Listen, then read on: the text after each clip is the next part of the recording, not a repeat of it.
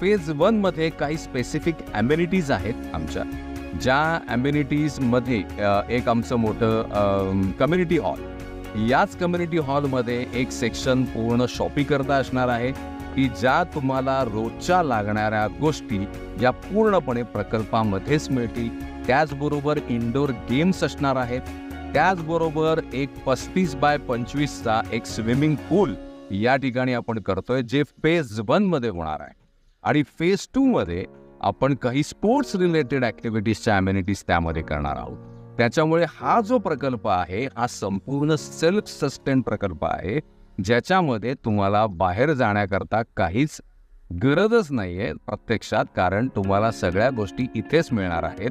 आणि तुम्हाला खास करून जी आमची एक स्पेशल इलेक्ट्रिक व्हेकल आहे, जी व्हेकल तुम्हाला संपूर्ण प्रकल्पामध्ये फिरण्याकरता त्याचा